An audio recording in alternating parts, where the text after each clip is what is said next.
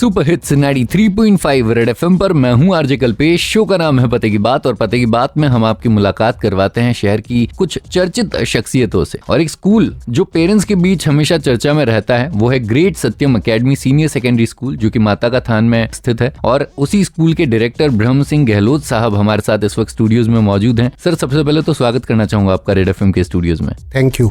तो सर, सबसे पहले तो मैं आपसे पूछना चाहूंगा, आप गवर्नमेंट स्कूल के रिटायर्ड प्रिंसिपल रह चुके हैं, पंचायत शिक्षा अधिकारी भी रह चुके हैं और एयरविंग एनसीसी के ऑफिसर भी रह चुके हैं। तो सबसे पहला सवाल आपसे यही है कि आपके मन में ये स्कूल शुरू करने का आइडिया कब आया और क्या क्या प्रॉब्लम्स आपको फेस करनी पड़ी? हाँ कल्पेश जी, मैं शिक्षा क्षेत्र से संबंधित हूँ और पूरा जीवन मैंने शिक्षा के क्षेत्र में बिताया है। तो मैं समझता था और शुरू से मेरे दिमाग में यह था कि मैं शिक्षा के क्षेत्र में सेवा करूँ। पूरी जिंदगी मैंने पढ़ाया है और बच्चों को एयरविंग में अनुशासन सिखाया है। तो मैंने क्या है कि सोचा कि मेरी स्कूल खोलूं और स्कूल के जरिए बच्चों की सेवा करूं, समाज के लोगों की सेवा करूं और एरिया के रहने वाले लोगों की सेवा करूं। हमने सबसे पहले 2000 में स्कूल खोला था और कई बार मेरी सैलरी में से टीचर्स को पेमेंट के लिए मैं पैसे देता था और दिनों दिन मेरे सामने बहुत तकलीफ है, बहुत परेशानी आई, लेकिन मैं उसको फेस करता रहा और बिल्डिंग भी बनाया और कई तरह के प्लॉट भी खरीदे और धीरे धीरे मैंने इतना काम बढ़ा दिया कि ये सेवा के माध्यम से मेरा जो भी काम हुआ, मैं समझता हूँ कि हर तरह से मानसिक, शारीरिक, बौद्धिक बच्चों का विकास हो और उनको नॉलेज बढ़े और भारत के एक सुनागरिक बनाने की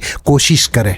ग्रेट सर, जब नेक इरादों के साथ कोई चीज करने की हम कोशिश करते हैं तो फिर वो सक्सेस हमें मिल ही जाती है। वेल, आगे हमारे साथ जुड़ने वाली हैं ग्रेट सत्यम एकेडमी सीनियर सेकेंडरी स्कूल की प्रिंसिपल साहिबा, राष्ट्रपति पुरस्कार सम्मानित अलका गहलोत कछवाहा जी। उनसे करेंगे बात। आप ट्यून रहिएगा आरजे कल्पेश के साथ। ये है 93.5 रेड एफएम, बजाते रहो। सुपर हिट्स 93.5 रेड एफएम पर मैं हूँ आरजे कल्पेश। शो का नाम है पते की बात और आज हम बात कर रहे हैं ग्रेट सत्यम एकेडमी सीनियर सेकेंडरी स्कूल की, जो कि माता का थान में मौजूद है। और शहर वो पेरेंट्स जो अपने बच्चों को अच्छी एजुकेशन देना चाहते हैं उनमें अक्सर ये स्कूल चर्चित रहता है। और इसी स्कूल की प्रिंसिपल साहिबा अलका गहलोत कछवाहा जी, जो कि राष्ट्रपति पुरस्कार से सम्मानित भी हैं, हमारे साथ स्टूडियोज में मौजूद है। मैम, आपका ढेर सारा स्वागत है। थैंक यू कल्पेश जी। तो मैम, सबसे पहले आपसे मैं यही जानना चाहूंगा कि कोविड की थर्ड वेव के बाद अब फाइनली स्कूल्स रीओपन हो चुके हैं और बच्चे घर से काफी लंबे वक्त के बाद स्कूल आ रहे हैं। तो उनके बिहेवियर में आपको क्या कुछ चेंजेस देखने को मिल रहे हैं और साथ ही उनको वापस डेली रूटीन में ढालने के लिए, उनको ऑफलाइन क्लासेस के लिए तैयार करने के लिए क्या कुछ एफर्ट्स आप कर रहे हैं? बिल्कुल कल्पेश जी, एक्चुअली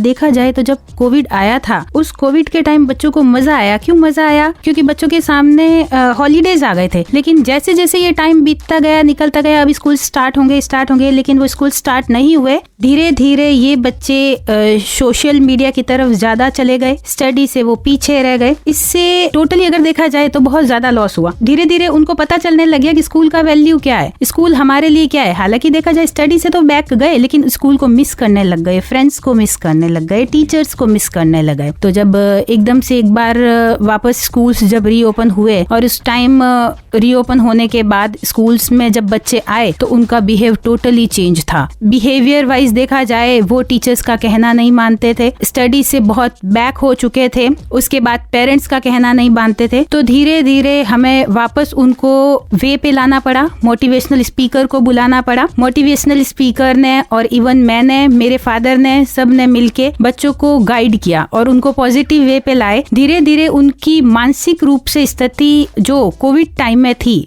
उसको हटाते हुए हम लोग उनको वापस शिक्षा की तरफ लेके आए। जो कोविड से पहले बच्चे संस्कारी थे वो अभी ऑलमोस्ट संस्कार भूल चुके थे। तो हमें 1 से 1.5 महीना उनको वापस ट्रैक पे लाने को लगा। अब बच्चे काफी ट्रैक पे आ चुके हैं। जो बच्चे नहीं आ रहे थे उनको फोन करके हमने बुलाना शुरू किया और ऑलमोस्ट देखा जाए बच्चे अभी बहुत ज्यादा खुश हैं, आ रहे हैं, एक्टिविटीज अपनी कर रहे हैं कंटिन्यूसली। स्टडी उन्होंने वापस अपना शुरू कर लिया है। ग्रेट। वेल, अगर बात करें ऑनलाइन क्लासेस की तो आज के वक्त में कोविड की थर्ड वेव के गुजरने के बाद भी कई सारे पेरेंट्स हैं जो चाहते हैं कि उनके बच्चों को ऑफलाइन की बजाय ऑनलाइन क्लासेस दी जाए। आखिर क्या बेहतर है ऑनलाइन और ऑफलाइन क्लासेस में, जानेंगे अलका गहलोत कछवाहा जी से। आप ट्यून रहिएगा आरजे कल्पेश के साथ इन द शो पते की बात, सिर्फ 93.5 रेड एफएम पर, बजाते रहो। सुपर हिट्स 93.5 रेड एफएम पर मैं हूँ आरजे कल्पेश। शो का नाम है पते की बात और पते की बात में आज हमारे साथ हैं अलका गहलोत कछवाहा जी, जो की प्रिंसिपल हैं ग्रेट सत्यम एकेडमी सीनियर सेकेंडरी स्कूल की, और अभी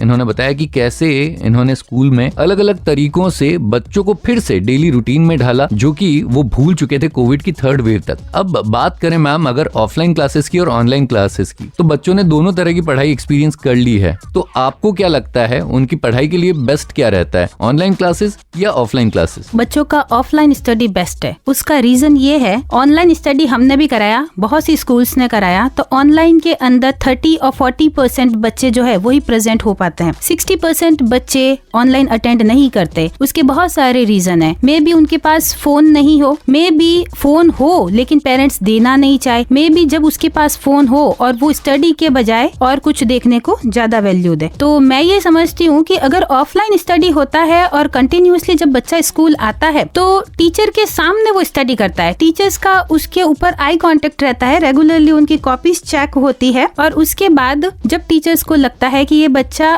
कहीं ना कहीं ब्रेक हो रहा है या कहीं ट्रैक से भटक रहा है, तो टीचर उसको वापस मोटिवेट करके उसको ट्रैक पे ले आता है। ऑनलाइन स्टडी के अंदर ऐसा नहीं होता। टीचर्स ज्यादा से ज्यादा बच्चों को फोन कर सकते हैं, लेकिन घर जाके पढ़ाने से रहे, बराबर कॉपीज चेक करने से रहे। तो ऑफलाइन जो स्टडी होता है उसमें बच्चा बंधा हुआ रहता है, उसमें बच्चे को डायरेक्टली अगर देखा जाए 6 to 7 आवर्स स्कूल्स में देने होते हैं, जिसमें बच्चों का स्टडी, बच्चों की मोटिवेशनल क्लासेस, संस्कारों के साथ स्टडी, वीडियोस के साथ स्टडी बराबर होती रहती है। तो हम लोग ये समझते हैं कि ऑनलाइन की अकॉर्डिंग अगर ऑफलाइन स्टडी को वैल्यू दी जाए तो ये बेस्ट है, बच्चों के लिए भी, पेरेंट्स के लिए भी और टीचर्स के लिए भी। बिल्कुल मैम, मेरे ख्याल से डिसिप्लिन के साथ साथ पढ़ाई के अलावा बहुत सारी चीजें बच्चे सीख पाते हैं ऑफलाइन क्लासेस में।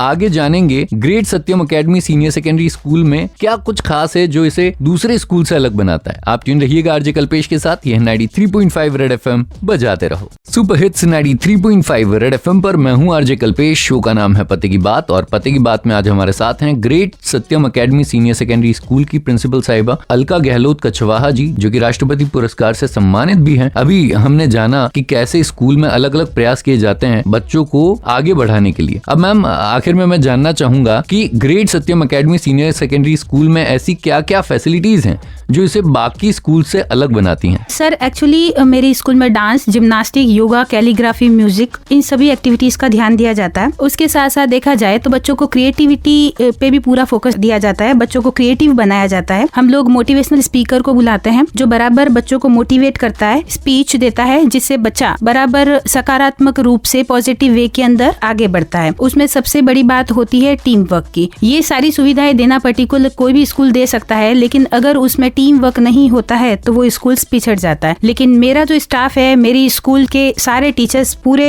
डेडिकेट है काम के प्रति, वो अपना पूरा 100% देते हैं, जिससे बच्चे आगे बढ़ते हैं, बहुत कुछ उनसे सीखते हैं। पर्टिकुलर इंडिविजुअल बच्चे पे ध्यान दिया जाता है, फोकस किया जाता है, ताकि शिक्षा के क्षेत्र में कहीं पे भी वो पिछड़े नहीं। जरूरी नहीं है कि बच्चा शिक्षा के क्षेत्र में ही आगे जाए, वो आगे जाकर अगर शिक्षित बच्चा होगा और संस्कारी बच्चा होगा तो वो किसी भी फील्ड में आगे बढ़ सकता है। उसके साथ साथ मैं आपको ये बता दूं, जो सुविधाएं की बात बताई, नर्सरी टू 12th मेरा इंग्लिश मीडियम तो चल ही रहा है। From this year we have started nursery to 12th Hindi medium also. Hindi medium में साइंस, आर्ट्स, कॉमर्स तीनों स्ट्रीम हमने रखा है, और इस साल हम लोग स्कूल्स के साथ साथ गर्ल्स हॉस्टल और बॉयज हॉस्टल की भी शुरुआत करने जा रहे हैं। तो मैं ये मानती हूँ कि बहुत ही नॉमिनल फीस के अंदर great Satyam academy English medium, great Satyam academy Hindi medium with girls hostel और बॉयज हॉस्टल। तो हम लोग यही चाहते हैं कि प्रत्येक बच्चे को बहुत अच्छी शिक्षा मिले, प्रत्येक बच्चा आगे बढ़े, प्रत्येक पेरेंट्स को जो कोविड टाइम में उनको अगर फाइनेंशियली लॉस हुआ है तो बहुत कम फीस के अंदर बहुत अच्छी शिक्षा, बहुत अच्छी एजुकेशन ले। हमारा ध्येय यही है कि प्रत्येक बच्चा शिक्षा के क्षेत्र में आगे बढ़े। ग्रेट मैम, तो जितने भी हमारे लिसनर्स हैं जो